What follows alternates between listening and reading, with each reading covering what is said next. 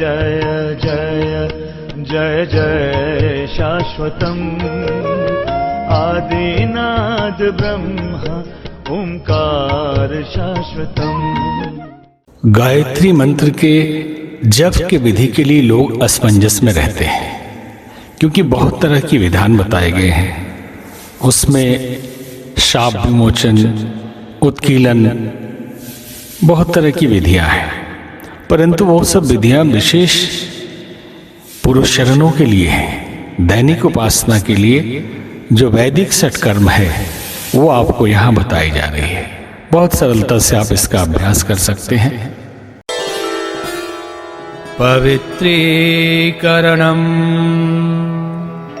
यज्ञ कार्य में पवित्रता सबसे मूल वस्तु है।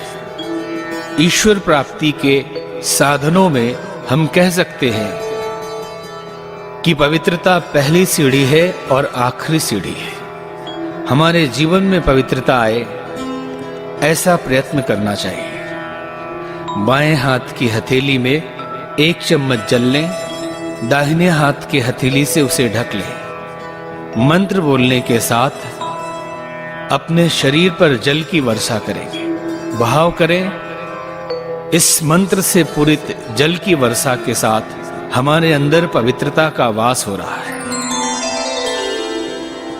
ओम अपवित्रः पवित्रो वा सर्वावस्थां गतोऽपि वा यः स्मरेत् पुण्डरीकाक्षं स बाह्याभ्यन्तरः शुचिः। ओम पुनातु पुनरीकाक्षं पुनातु पुंडरीकाक्षः पुनातु आचमनम्। शरीर की पवित्रता के साथ ही मन, वाणी और अंतःकरण भी पवित्र होना चाहिए। मन में सद्विचार भरे हों, वाणी मधुर हो और हृदय संवेदनाओं से पूरित हो, ऐसा व्यक्तित्व देवतुल्य होता है। 1-1 चम्मच जल 3 मंत्रों के साथ 3 बार पिएंगे। पहला चम्मच जल दाहिने हथेली में लें और मंत्र बोलने के साथ मन की पवित्रता का भाव करते हुए इसे पिए। ओम अमृतोपस्तरणमसि स्वाहा। दूसरा चम्मच जल लें दाहिने हथेली में और मंत्र बोलने के साथ पिए। ओम अमृतापिधानमसि स्वाहा। तीसरा चम्मच जल दाहिने हथेली में लें और मंत्र बोलने के साथ अंतःकरण की पवित्रता का भाव करते हुए पी जाए।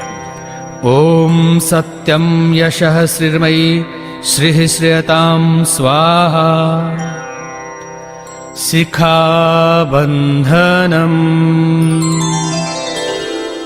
शिखा अर्थात चोटी भारतीय संस्कृति की ध्वजा है।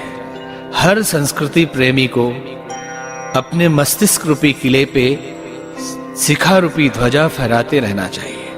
गुरु गोविंद सिंह के 2 बालक शिखा को बचाने में ही अपने जीवन को उन्होंने कुर्बान कर दिया। कहते हैं, हंस हंस शीश कटाई किंतु चोटी नहीं कटाई।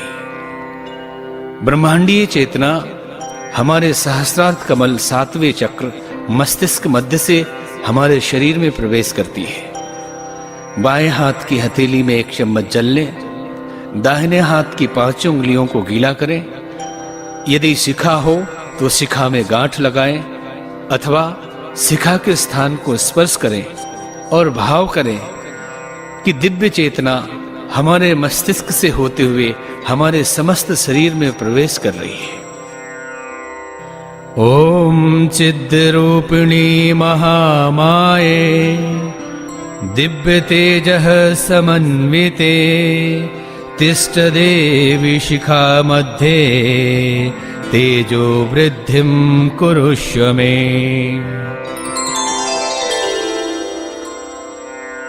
प्राणायामः।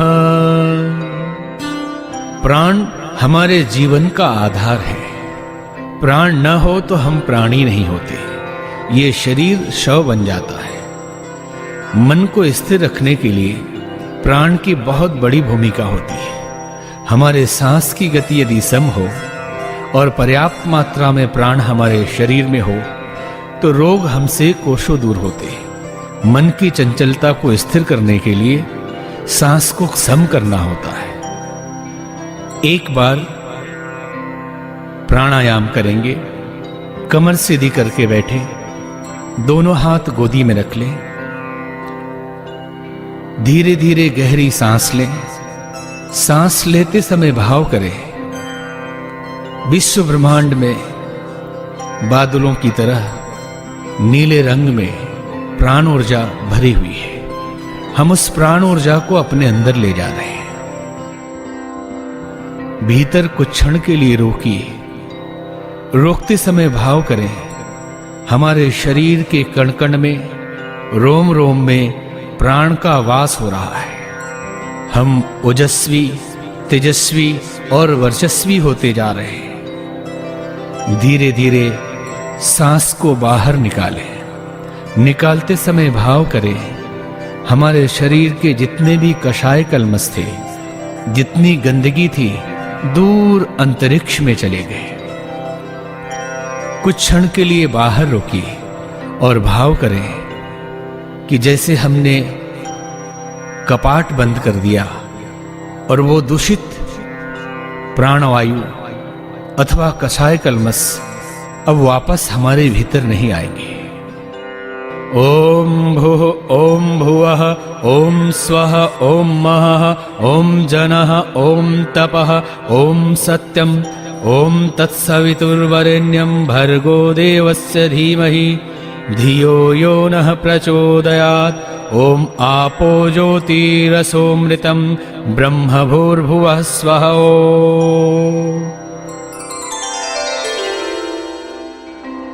न्यासः। न्यास का अर्थ होता है स्थापना अथवा विश्वास। जब बड़े कार्य के लिए हम आगे बढ़ते हैं तो किसी बड़े अतिथि से शिलान्यास करवाते हैं।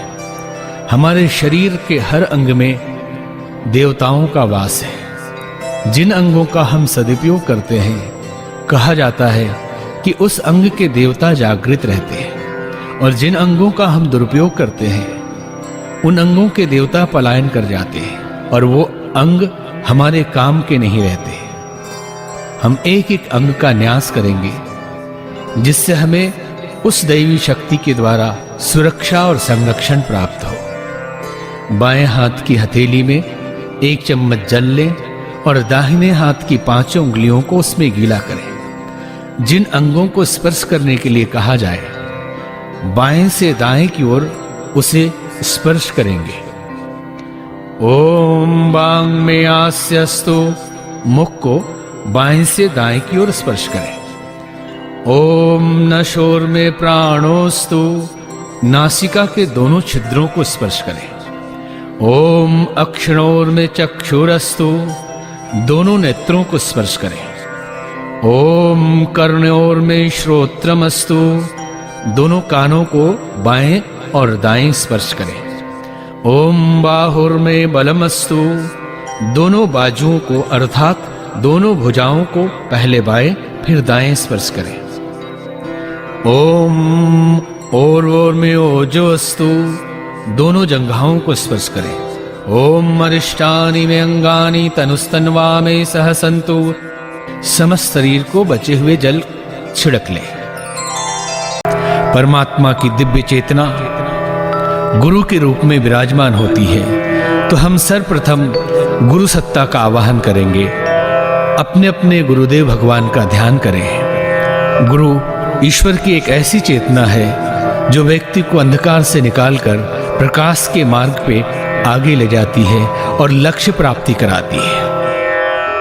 ओम गुरुर्ब्रह्मा गुरुर्विष्णु गुरुरेव महेश्वरः गुरुरेव परब्रह्म तस्मै श्री गुरवे नमः। अखण्डमण्डलाकारं व्याप्तं येन चराचरं तत्पदं दर्शितं येन तस्मै श्रीगुरवे नमः। ॐ श्रीगुरवे नमः। आवाहयामि स्थापयामि ध्यायामि। गायत्री वेद माता, देव माता, विश्व माता, सद्ज्ञान सद्भावना की अधिष्ठात्री, सृष्टि की आदि कारण मातेश्वरी जगदम्बा भवानी, हम उनका आवाहन करते हैं। ओम आयातु वरदे देवी त्र्यक्षरे ब्रह्मवादिनी गायत्री छन्दसां मातः ब्रह्मयोने नमोस्तुते। ओम श्री गायत्र्यै नमः। आवाहयामि स्थापयामि ध्यायामि ततो नमस्कारं करोमि। गुरु वंदना के पश्चात गायत्री मंत्र के आवाहन का मंत्र बताया गया। आवाहन करके गायत्री मंत्र का जप प्रारंभ करें। यदि संभव हो तो जल, अक्षत, पुष्प आदि से गायत्री माता का पूजन करें। यदि संभव न हो तो मानसिक भाव करें और जप में गायत्री मंत्र का उच्चारण करें। जो विधि बताई गई है कि आप उपांशु करें, होठ हिलते रहें, दूसरे को सुनाई न पड़े। ओम भूर्भुवस्वः तत्सवितुर्वरेण्यं भर्गो देवस्य धीमहि धियो यो नः प्रचोदयात्।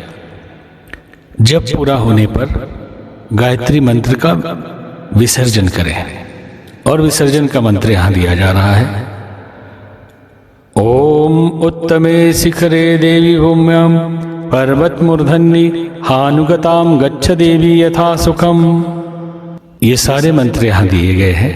आप इसका आसानी से अभ्यास कर सकते हैं और जो एकदम कम पढ़े लिखे हों या समझ में ना आता हो तो विधि सारी करें और गायत्री मंत्र बोल के ही कर लें।